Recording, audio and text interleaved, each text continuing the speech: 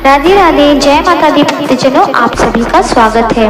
आज है नवरात्रि का चौथा दिन यानी कि चतुर्थी तिथि और आज होती है माँ कुष्मांडा की पूजा। तो चलिए आपको माँ कुष्मांडा के चौथे रूप का वर्णन और उनकी कथा सुनाते हैं।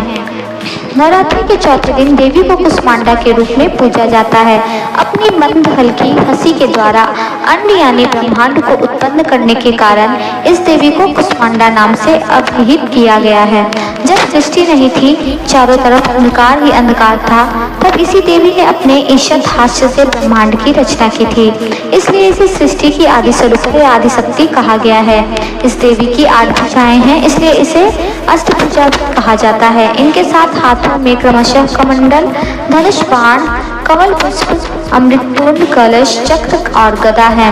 8वें हाथ में सभी सिद्धियों और निधियों को देने वाली जपमाला है। इस देवी का वाहन सिंह है और इन्हें कुम्हारे की बलि प्रिय है। संस्कृति में कुम्हारे को कुष्मांड कहते हैं, इसलिए इस देवी को कुष्मांडा। इस देवी का वास सूर्यमंडल के भीतर लोक में है। सूर्य लोक में रहने की शक्ति क्षमता केवल इन्हीं में है, इसलिए इनके शरीर को कांति और प्रभा सूर्य की भांति ही दैदीप्यमान है। इनके ही तेज से 10 दिशाएं आलोकित हैं। ब्रह्मांड की सभी वस्तुओं और प्राणियों में इन्हीं का तेज व्याप्त है। अचंचल और पवित्र मन से नवरात्रि के चौथे दिन इस देवी की पूजा आराधना करना चाहिए।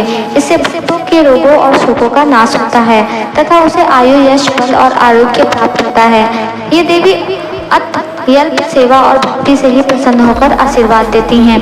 सच्चे मन से पूजा करने वाले को सुगमता से परम पद प्राप्त होता है।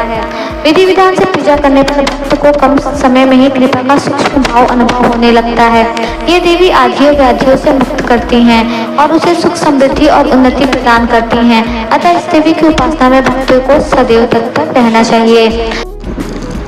आगे आपको सुनाते हैं माँ कुष्मांडा व्रत कथा। सनातन शास्त्रों के अनुसार प्राचीन काल में त्रिदेव ने सृष्टि की रचना का संकल्प लिया।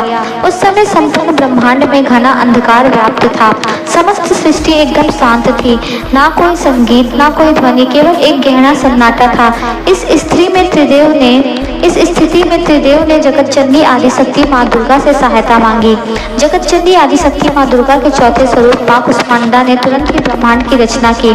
कहा जाता है कि माँ कुष्मांडा ने अपनी हल्की मुस्कान से सृष्टि का निर्माण किया। माँ के चेहरे पर फैली मुस्कान से संपूर्ण ब्रह्मांड प्रकाशमय हो गया।